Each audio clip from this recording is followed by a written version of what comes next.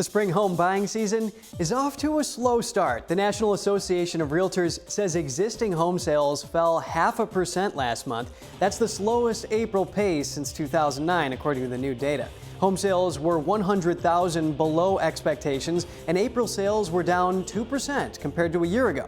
Inventory is up, but potential home buyers face high prices and mortgage rates near 7%. Mortgage rates climbed to their highest level in 3 months this week. And some financial news about a potential decision that could have a big impact. President Trump says he is giving very serious consideration to taking mortgage giants Fannie Mae and Freddie Mac public. He made the announcement yesterday on social media, saying he will consult with Treasury Secretary Scott Bessent, Commerce Secretary Howard Lutnick, and the head of the Federal Housing Finance Agency before making a final decision.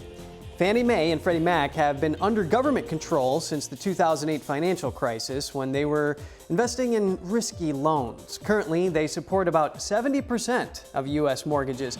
Some Republicans support privatizing Fannie and Freddie to reduce government involvement and potentially return billions to taxpayers. But some economists warn that privatizing the two could drive mortgage rates even higher, making it more expensive for Americans to buy homes. And more customers at Klarna, the Sweden-based lender, are struggling to repay their buy now, pay later loans. These plans typically let consumers split purchases into 4 or fewer payments, often interest-free and with minimal credit checks. But rising missed payments could signal deeper financial stress among U.S. consumers. A Federal Reserve study found that buy now, pay later increases overall spending and often leads to more overdraft and credit card fees. Klarna reported a 17% jump in credit losses in the first quarter, totaling over $135 million. A spokesperson said the increase reflects a higher volume of loans year over year, adding that the company sees no evidence of broader weakness among U.S. consumers. The portion of unpaid loans rose slightly from 0.51% last year to 0.54% this year. And now on to what's covered under freedom of speech has been contested in the past. In the age of artificial intelligence, the question has evolved into who is protected by the First Amendment. A wrongful death case against Google and startup Character AI can move forward. A federal judge has rejected initial arguments that chatbots are protected by the First Amendment. Florida mother Megan Garcia alleges that her 14-year-old son committed suicide after he became obsessed with the company's AI-powered chatbot. A spokesperson for Character AI says the company will continue to fight the case, adding that it has safety features to protect minors, including preventative measures for conversations about self-harm. A Google spokesperson says the company strongly disagrees with the ruling and notes that Google and the startup are entirely separate and that Google did not design, create, or manage the chatbot. Garcia's attorney says the historic decision sets a new precedent for legal accountability across the AI and tech ecosystem. This is one of the first lawsuits in the U.S. against an AI company for allegedly failing to protect children from psychological harm. Authorities have cracked down on a hacking tool that has been used in ransomware attacks, bank thefts, and other digital crimes. Wednesday, the Justice Department said it had seized the computer systems hackers used to access the tool known as Luma. Cybercriminals have used Luma to attack airlines, universities, hospitals, and state governments. They've also used it to create tens of millions of dollars in credit card losses. According to Microsoft analysts, the main software developer for Luma is based in Russia. U.S. prosecutors have charged numerous Russian hackers with serious cyber attacks, but only a portion of the accused have seen a U.S. courtroom. That's because Russian diplomats have fought to keep them out of U.S. custody. And federal law has given the California State Authority permission to set its own vehicle emission standards for decades. Now, the Senate is moving to overturn that. It's because last year, California decided to phase out the sale of gas-powered cars in the state by 2035. The move disappointed some lawmakers. They are now taking action under the Congressional Review Act. It allows the Senate to overturn California's rule by a simple majority instead of the 60 votes such action would usually require. The problem is, the House's Government Accountability Office says the CRA can't be used for that. But Senate Republicans say the GAO doesn't have the authority to make that decision. It's all leading to a showdown that could end up in the Supreme Court. And millions of Americans are expected to travel 50 miles or more for Memorial Day weekend. The majority will drive. Here's what drivers can expect on the roads and what flyers can expect in the skies. Memorial Day is the unofficial start to summer. It also means the start of a busy travel season.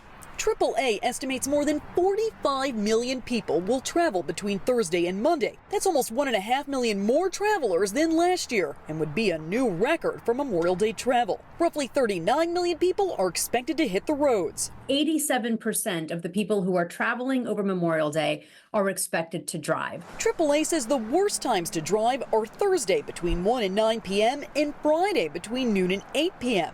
And the worst time to return home on Memorial Day is between 4 and 7 p.m. You want to leave as little the chance as possible because there are so many things you can't control when you're on the road. Other drivers, construction, the weather. There is good news for drivers. The price of crude oil has come down significantly. According to GasBuddy.com, the national average price for a regular gallon of gas as of Wednesday was $3.16, well below last year's Memorial Day prices of $3.62.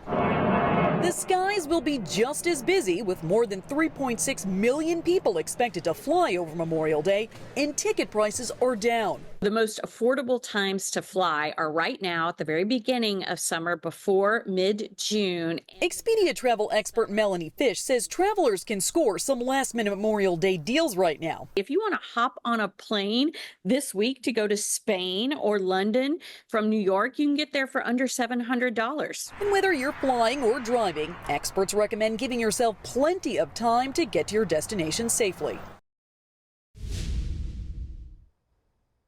The nation's largest private employer is rolling back its staffing as part of its restructuring efforts.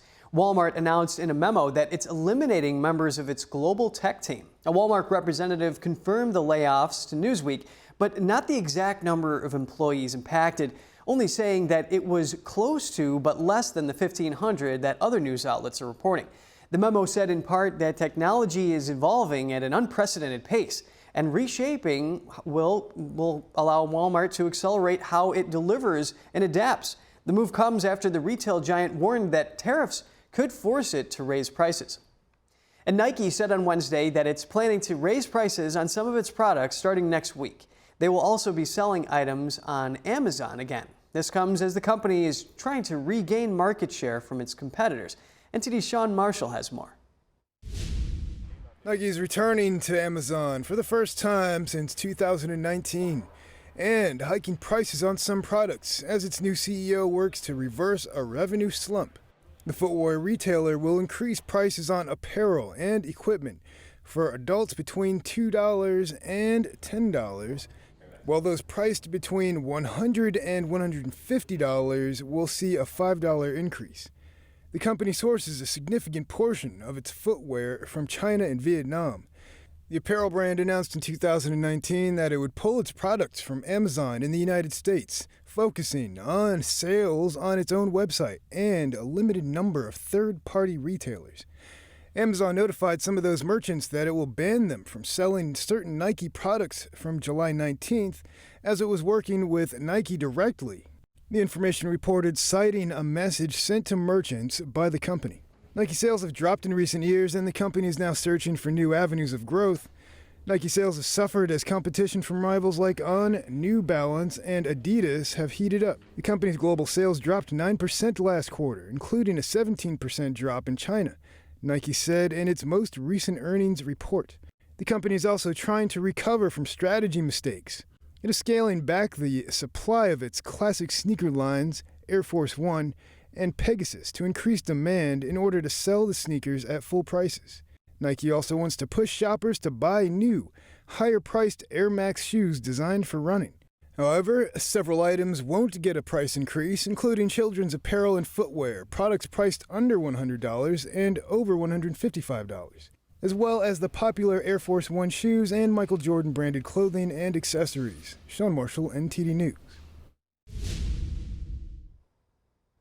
Adidas and Puma are expected to join the price hike team with Nike. Analysts and investors say the competitors will likely increase prices for running shoes and sportswear in the U.S.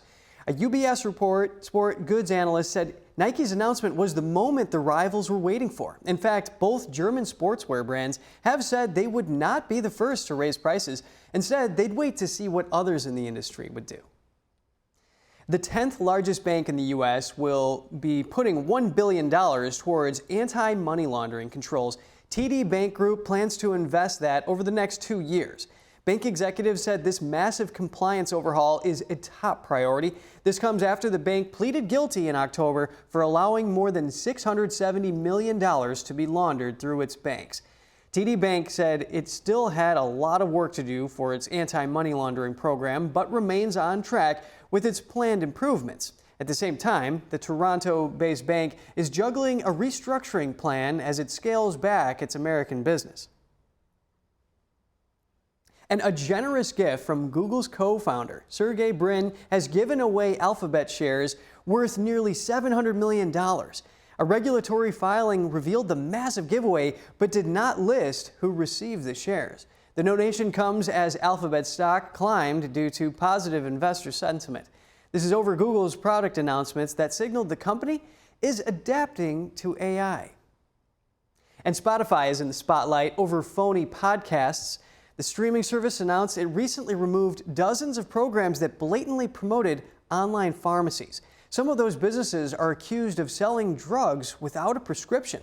These fake podcasts appeared as top suggestions when people would search for drugs, including Adderall and OxyContin. That's a violation of Spotify rules, and it potentially could have sent users to illegal websites. Democratic Senator Maggie Hassan of New Hampshire is calling for answers on how this happened and details about the content that was posted. Hassan says Spotify has until next month to respond to her demands. Spotify spokesperson says it is constantly working to find and remove such content. And the U.S. Treasury said it's phasing out production of the penny and will soon stop putting them into circulation. A Treasury spokesperson said the government made its final order of penny blanks this month, and the U.S. Mint will continue to manufacture pennies only as long as an inventory of penny blanks exists. Consumers with pennies will still be able to use them, but without new pennies moving into circulation, businesses that complete cash transactions will have to begin rounding up or down to the nearest nickel. In February, Trump said minting pennies is wasteful because making a penny costs more than the value of the coin, so he ordered the U.S. Mint to stop making them. Pennies cost more than 3 cents each to produce. The Mint produced more than 3 billion pennies in 2024. And onto markets, U.S. stocks ended mostly flat today. This comes after recovering from early losses and following the House's narrow passage of President Trump's tax and spending bill. The Nasdaq rose today. It was buoyed by gains in mega-cap tech stocks like Nvidia and Amazon, but solar stocks dropped on fears that green energy subsidies will be cut under new legislation. And that's it for today's Business Matters.